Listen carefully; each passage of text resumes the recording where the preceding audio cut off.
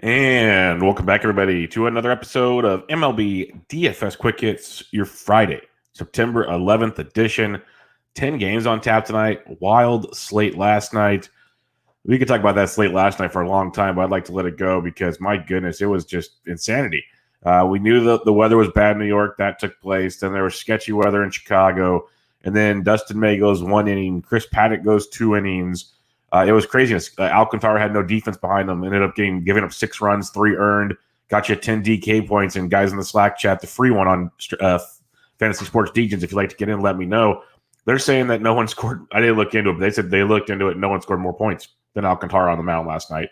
So it was just pure craziness, absolute craziness all over the place. I saw guys score they said 81 points, cashed in 50-50s last night. It was just wild all over the board and notched it up to craziness in baseball. We had, 2 nights ago, 29 runs by the Braves. Last night, just pitchers going 1 and 2 innings and just – yeah, September baseball 2020, fun times. It's going to be a wild last couple weeks here of the baseball season. But again, 10 games on tap tonight. There is some day baseball. There's some doubleheaders. The Yankees and Orioles will play their double dip and a few other early games on the day. But the slate starts at 8:05 Eastern. So keep that in mind. 10 games from 8:05 Eastern on is your main slate on both sites, FanDuel and DraftKings. So keep that in mind. Excuse me. But it should be a fun one. We have some really good pitching on tap, but then a lot of value. With digging into this slate on DraftKings, the Angels are ridiculously cheap in Coors. There's actually some very good Rockies value as well. The Pirates and Royals are nice value. There's a lot of value on this slate. So when we start talking pitching, you can definitely get a couple aces if you really want to, especially for cash games. And we'll get to that in just a second. But let's talk totals on this slate tonight. Pirates, Royals, total of 9. A's, Rangers, 9.5. Phillies, Marlins, total of 8. Cubs, Brewers, 8.5. Waiting on Indians and Twins. Tigers, White Sox, 9. Reds, Cardinals, 8.5. Angels, Rockies, Coors Field, total of 12. Giants, Padres, 9. Waiting on Mariners, D-backs, as there's some interesting pitching moves in that one. So definite places, like I said, to attack the bats. Definite places where we're going to get some really strong pitching as well. So let's get into the pitching. You have 4 guys over 10K. You have 5 guys 9,800 and above. Actually, you only have 4 because Garrett Cole doesn't count anymore because he's a part of a doubleheader, so he's not on this slate. But you have Shane Bieber, 11,000 at the Minnesota Twins. So he's in the dreaded Minnesota Twins target field, the powerful Minnesota Twins, and Bieber's been outstanding. We know this. He's been great. He's faced the Twins twice this year, thrown 14 innings, struck out 23 Twins, giving up only 2 earned runs over those 14 innings for a 37.8 per game average. He's averaging over 33 DK points per game per start. He has 28 or more in 3 straight starts. The dude is an electric factory on the bump. 11,000 against the Twins. It's dicey. Since Donaldson's come back, he's been very, very good. But Shane Bieber's been that good. Twins striking out 25% of the time versus right-handed pitching on the season. 202 ISO is pretty darn good, though. 333 well, but not bad. Not great, but not bad. So if you want to go the Biebs at 11,000, he's probably going to come in low-owned, facing the Twins. You could definitely look that direction if you choose. He is in play. But the more likely player in action tonight will be Lucas Giolito, 10-5 at home against the Detroit Tigers, a team you can pick apart. Giolito had 1 start against them, 7 shutout innings, 3 hits, 13 Ks for 43 DK points against the Detroit Tigers. He scored 20 or more points in 4 straight starts.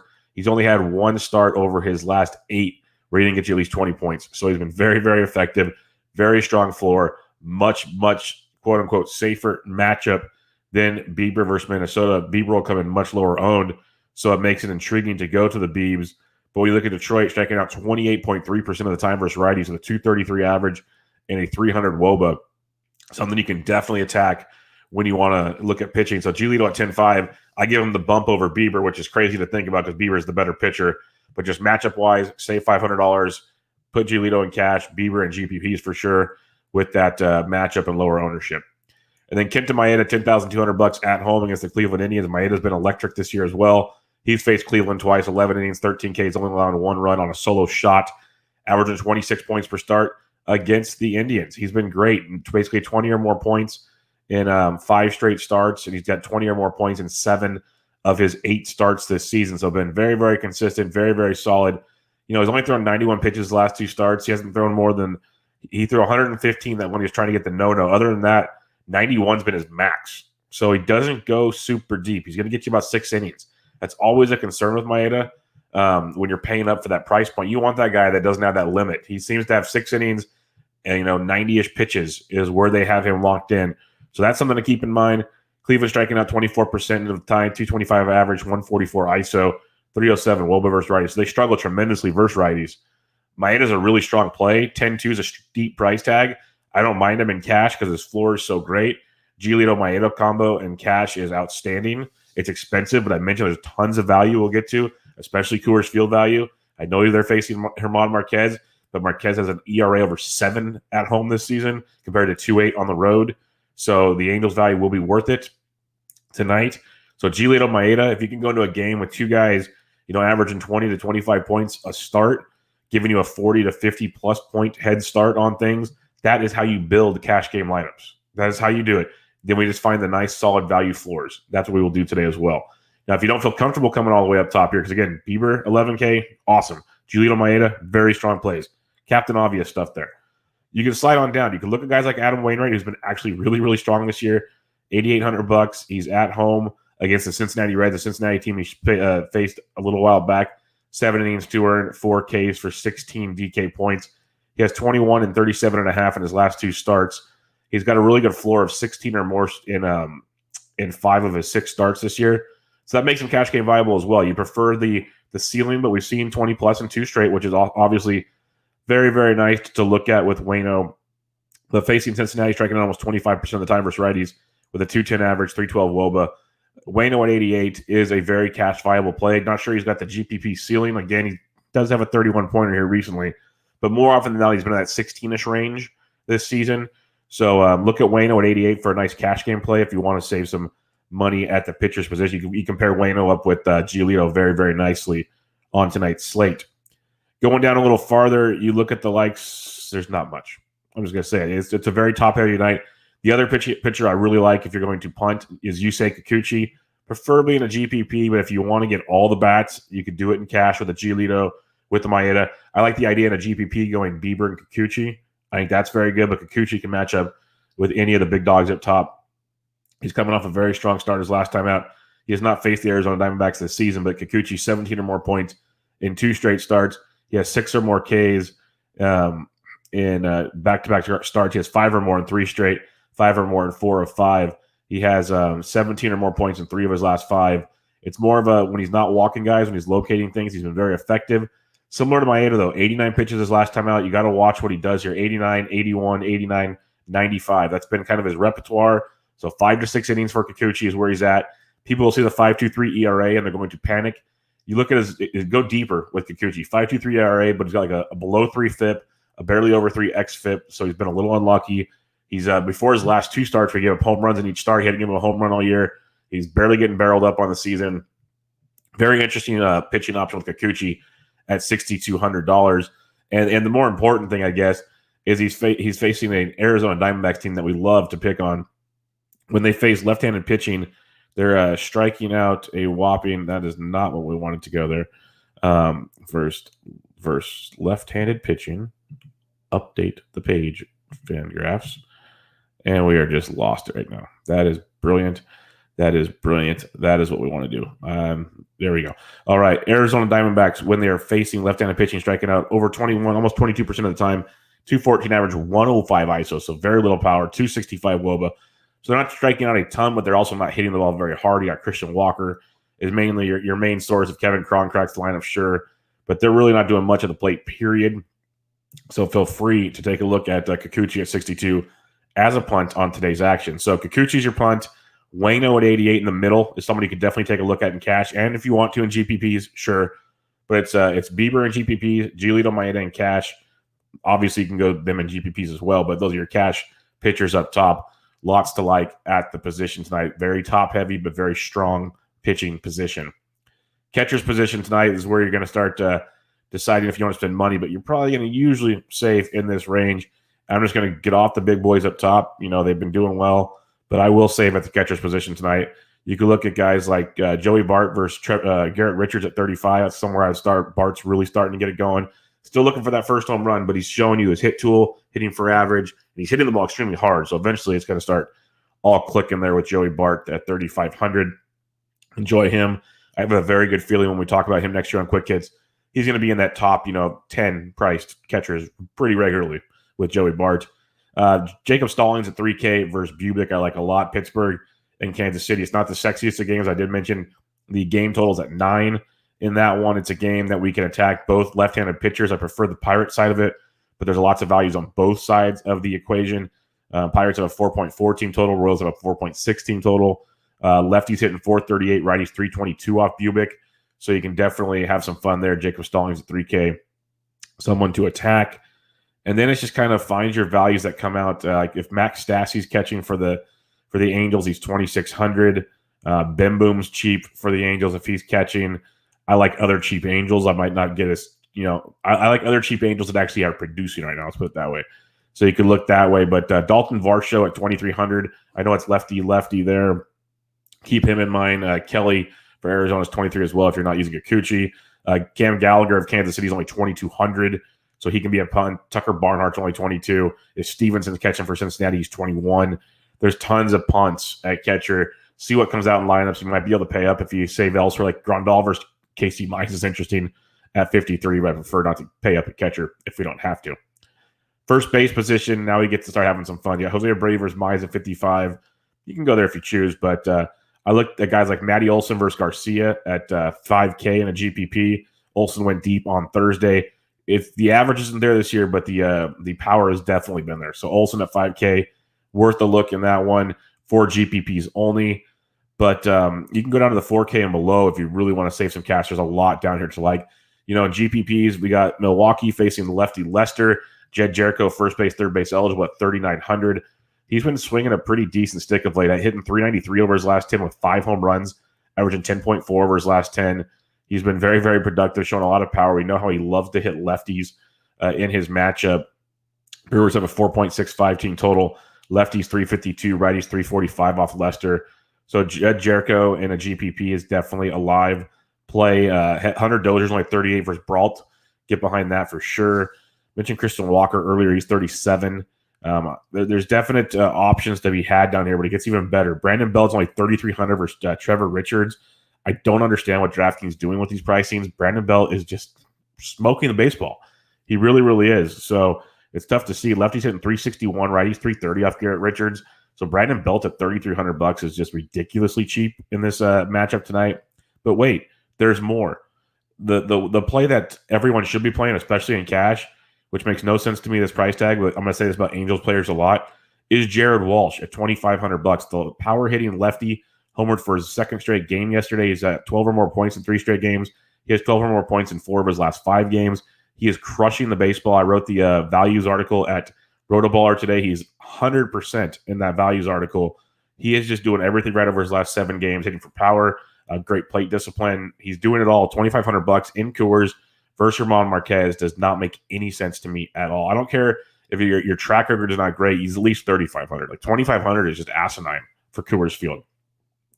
Second base position, you got Keston Hiura versus Lester. Like I love attacking Lester. So like a Milwaukee stack, bringing it back with an Angels stack that's affordable to put with some big time pitching is something that could very much be in play tonight. There's a lot of ways to go tonight, lots of ways. So don't knock that in as the best option, but it's an intriguing one because no one plays Milwaukee because they've struggled so much.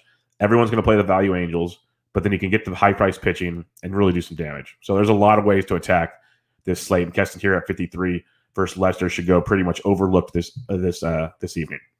Whit Merrifield at 45 is another one I like, second base outfield eligible. I love Whit in general, but going up against Steven Brault in this matchup at 45, I can be a fan of that in a big, big way. So get behind him. Wilmer Flores, Donovan Solano, if you're stacking the Giants, their options versus Richards. Jake Cronenworth's 4K versus Cueto. But then another cheap Coors play. It's time for the Rockies. Ryan McMahon's only $3,900 against Griffin Canning. Griffin Canning's been horrific. I mentioned how, Kokuchi's got the high ERA and the FIP and XFIP are lower and kind of back being unlucky. Well, Canning's got the higher ERA and a higher FIP and XFIP. So he's just been bad. And lefties are hitting him, righties are hitting him, everyone's hitting him, and now he has to go to Coors Field. So Ryan McMahon at $3,900 in a matchup where the Rockies have a 6.4 team total. Lefties 308, righties 335 versus Canning. McMahon at $3,900, nice value in his matchup this evening. Seattle's going to be interesting because they play Caleb Smith. Caleb Smith making his first start for the D-backs. It's going to be interesting to see how he performs. He's kind of been banged up, hasn't done a whole lot this season. Lefties too, DraftKings says Caleb Smith. Other places say Alex Young. Either way, it's a lefty. So the moral of my story is Ty France at 38 could be a value in a GPP for you. Second base, third base, eligible. Dylan Moore, second base outfield for Seattle versus Smith or Young at 36, a very good value. He's hitting everybody well. So Dylan Moore at 36 is another strong play. Again, tons of value to make at least a catch lineup with some big times arms, if not a nice GPP lineup. So there's lots and lots of stuff there. Ben Keller, get me your email. I'll get with you after the show, but give me your email. If you go down a little farther past Dylan Moore, you got the likes of a few punts here, like Luis Rengifo of LA's 3K. I like some other Angels punts better. Rengifo's there sitting towards the top of the order. It could elevate things in the desire to play him, but he's 3K if you're looking for a cheapie at the position. But there's a lot to like in that 3 to 4K range a second. Third base, you got Machado at 57, went deep again last night. He's just money. If you want to stack against Cueto, I get it. Cueto's been that guy that he hasn't gotten shelled very often, but he's been hittable. He doesn't go deep into games. He's kind of a weird guy to attack. The Padres have a team total around 5.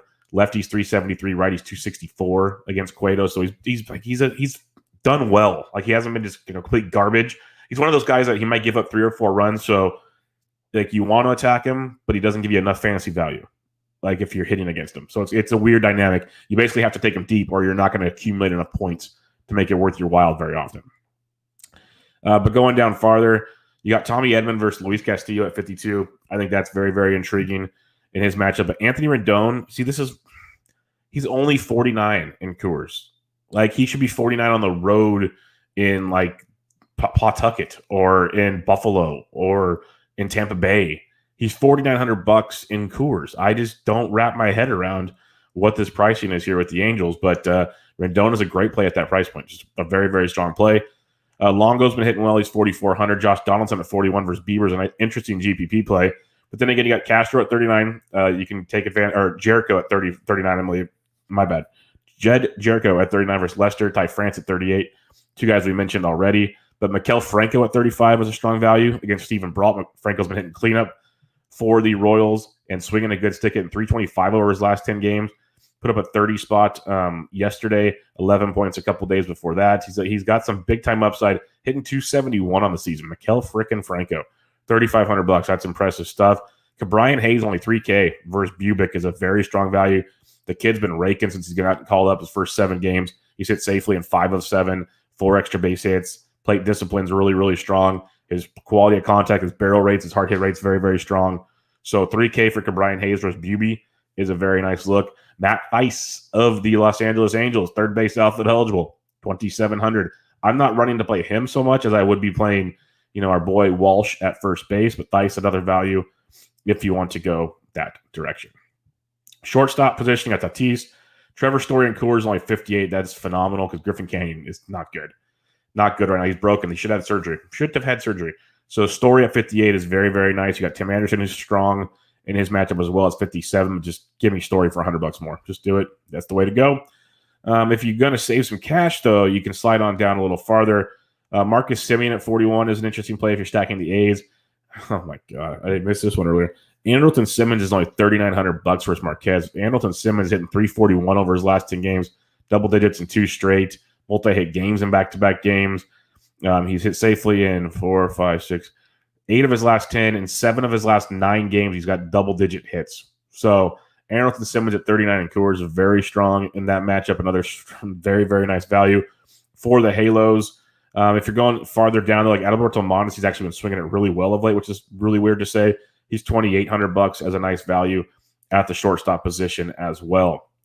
Heading to the outfield, you got Trout and Coors at 6K. It's about the only price tag they got right with the Angels. Maybe it should be 65 actually, so maybe they got it wrong. But Trout at 6K is good. Blackman obviously at 58 is a strong play. But if you want to be different, Yastrzemski against Richards at 55 is a nice pivot off of that because he could destroy Richards in a big, big way. If you're stacking Milwaukee, don't forget Yelich versus Lester. Yelich's been a massive disappointment. There's no hiding that. But still, averaging over 10 points his last 10 games. Hopefully gets it going here down the stretch. can hit lefties. So that'd be an interesting way to differentiate your Milwaukee exposure. Eloy Jimenez, Lubob, 51 and 5K. Give me Lubob at 5K over the 2. Trent Grisham, 48 if you're stacking San Diego. Grisham's expensive, but he's definitely a nice piece of a stack because no one will own him at that price point. Ian Happ, only 46 versus Woodruff. I like that quite a bit. Happ is just crushing everything right now. Going into Milwaukee. Woodruff's an interesting pitcher, GPP viable, but Ian Happ at 46 has his upside as well. Mentioned Whit Merrifield earlier at 45. I like that one quite a bit. One to keep an eye on there. Going farther down, though, you got the likes of Eddie Rosario versus Bieber. Probably not going there. Will Myers versus Cueto. I like the way Will Myers is playing. If you want to in a GPP, sure, but I'm not in love with it. Kyle Schwarber's very strong. If Garrett Hampson makes the lineup at 41, that's a strong value versus Canning. Alex Dickerson at 41 versus Richards. If you're stacking the Giants, A-Dick is in play. Going below 4K now, Kevin Pillar in Coors only 38. That's a definite play if he's in the lineup. He's going to smoke Griffin Canning. I like that a lot. Raimel Tapia, hopefully leading off for Colorado, only 3,700. So again, Coors feel cheap. Matt Kemp's only 3,600 in Coors. It gets better and better, folks. Sam Hilliard's only 3,500. So you have 4 outfielders here below 4K for the Rockies. So if you're not named Charlie Blackmon, you're cheap in the Rockies outfield against a very bad pitcher. Dylan Moore at 36, mentioned him as being very, very strong. Other than that, I got Jesse Winker versus Waino at 35 if you want to. I respect Waino enough, but GPP Winker could do some damage for you. Jake Cave, not versus Bieber. You go below 3K, though, and it's a ridiculously smorgasbord of value. David Dahl's been activated from the IL. See if he's in the lineup. He's 2,800 versus Griffin Canning. That's one to keep your eye on. A couple others to keep an eye on in this matchup. I mentioned Matt Theis earlier, probably not running to play that. But like Mauricio Dubon's heating up. He's 2,700 in his matchup. Avisail Garcia should be back in the lineup. Yes, he is. He put up a 24 spot yesterday. He's been struggling. There's no sugarcoating that with Avi. But he's taken 270 over his last 10 games. He loves hitting left-handed pitching, and he's $2,700 versus John Lester. So that's a fun one for you there. But wait, there's more. Edward Oliveira of the Kansas City Royals hit safely in all 7 games since getting traded over to the Royals from the Padres, and he had 17 points yesterday, 17 and 15 in his last 2. He has 12 or more in 5 of his last 7 games, aka the games he's been with the Royals. He's $2,600 and gets Steven Brault tonight. That's a strong look for you. Wait, let's see if there's any more. There probably is. Like Joe Adell and Coors, 2,500. He's been really bad, but $2,500 for Adell and Coors. You have my attention. Timmy LaCascio versus Kokuchi, hopefully leading off for Arizona at $2,500, can get on and steal some bags. Interesting option there. So there is definitely plays to be had below 3K on a lot of positions. So keep an eye on that. There's probably even more down here. Like you can scroll, you can make arguments for certain guys, not great ones, but there are options at the outfield position, at most positions below 3K. The pricing is very odd tonight. It allows you to get the big pitchers. Let's recap the pitchers. Bieber at 11K, viable in all formats. Prefer him in GPP with the low ownership versus Twins. Giolito and Maeda. Giolito will be my go-to gas game play. Save $500, better matchup at home, so on and so forth. But you can go Giolito, you can go Maeda. Just realize Maeda pitch count's always low, 5-6 innings. That's just what he's been doing. Waino at $8,800 does bring some upside to you at a cheaper price point for cash, a little bit of GPP appeal. And then Kikuchi's your punt at 62. That's where I target things there. When you're looking at stacking them up tonight, obviously Coors is in play. Like I hate being a go-to Coors guy, but when you look at the pricing, when you look at the matchups, especially the Rockies versus Canning, they're affordable. Canning's bad. Like this should be a recipe for success, obviously.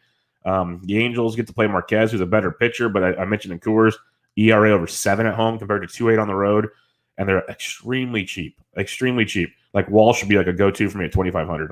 I love that play.